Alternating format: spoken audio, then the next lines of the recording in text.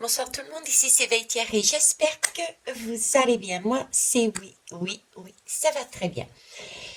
Je reviens vers vous pour une nouvelle guidance. On va aller tout simplement voir parce qu'il y a des mouvements de troupes au niveau de la Russie. Il y a des retraits.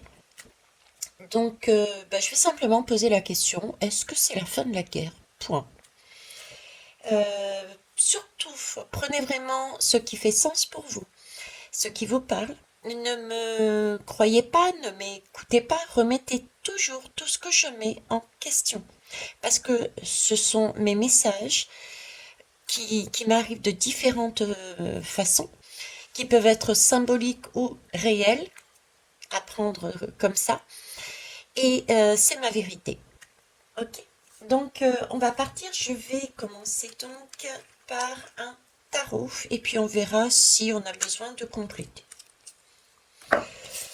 Allez. C'est parti. Donc, on va aller déjà voir à la coupe. La guerre Russie-Ukraine va-t-elle s'arrêter?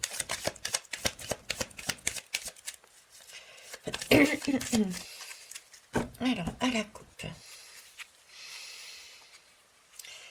Alors là, je dirais que non. Je dirais que non, parce que ici, là, j'ai l'ermite, donc il y a comme un temps de pause, en fait.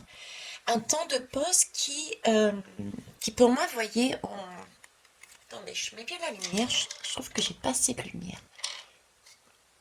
Voilà. Vous voyez, peut-être mieux comme ça. Ouais. Donc, je vous disais, c'est l'ermite, j'ai vraiment l'impression que c'est un temps de pause, une retraite, vous voyez, une retraite pour permettre de reprendre son souffle, permettre de, éventuellement, d'étudier, vous voyez, d'étudier où est-ce qu'on va, comment on fait. Euh, j'ai ce sentiment-là. Et avec ici, la tour, hein. La tour qui s'écroule, donc il y a quelques paris. Il y a un des deux pays ou les pays aux alentours qui ont un super ego. Et cette façon de penser que oui, ça va se finir, pour moi, c'est pas correct. La tour va, pour l'un des deux, tomber, s'écrouler. Ok? Allez. Est-ce que la guerre Russie-Ukraine va s'arrêter, s'il vous plaît?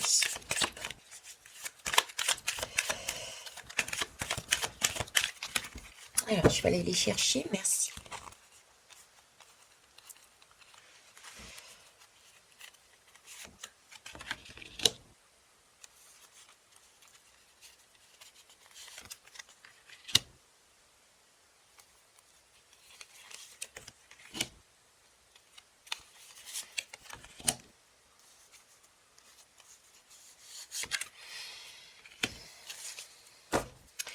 Alors, pour ceux qui ne me connaissent pas encore, et je remercie les nouveaux, je prends toujours mes lames à l'endroite. Donc, c'est ce que je vais faire. Donc, alors, qu'est-ce que j'ai? Qu'est-ce que j'ai ici? J'ai un chariot. J'ai un chariot qui laisse des cadavres sur la route. J'ai une situation qui était bloquée. Une situation qui éventuellement ne permettait plus, oui, une situation qui ne permettait plus d'avancer. Il fallait changer quelque chose, il fallait ramener du mouvement. Et c'est le cas. Il y a donc un chariot qui va engager un mouvement. Ok. Alors ce mouvement, comment il va se faire? Il va se faire déjà en prenant euh, une par étapes. C'est une étape, et on l'a vu aussi à la coupe, une étape de pause. On va, durant cette guerre, il va y avoir une pause de façon à voir les choses différemment, voir comment ça va se passer par la suite. Ok. Alors, là, on me parle de justice, mais pour moi, c'est une justice elle n'est pas encore là. Elle est déséquilibrée, cette justice. C'est ce qui va gêner. la réponse, ce qui va m'emmener à vous dire la réponse, je n'ai vraiment, même dans ce tirage-là, l'impression que la guerre est finie. Non, pas du tout. Il y a des choses encore qui ne sont pas correctes, Ici, il y a bien une transformation et c'est un nouveau cycle. C'est un nouveau cycle qui commence, c'est la mort. Donc il y a bien quelque chose de nouveau qui va être engagé après ce temps de pause. Ok? Mais après la mort, c'est une renaissance. Et avec la lame de synthèse, nous avons la force.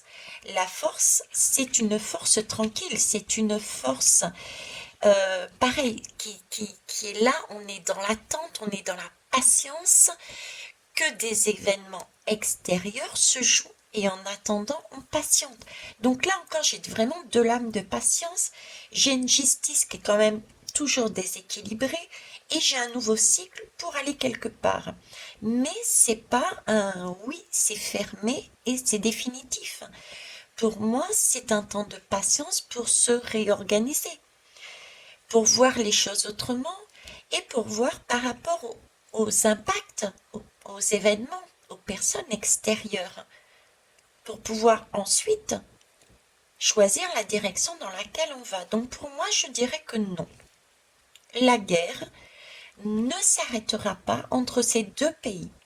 Par contre, il peut y avoir effectivement un temps de pause. Ok. Alors,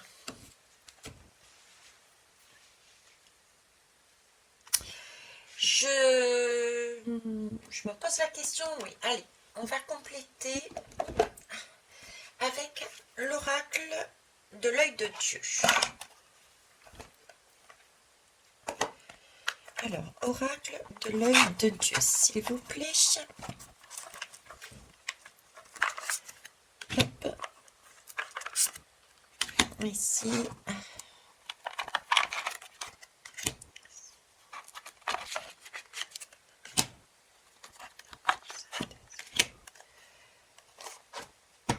Voilà.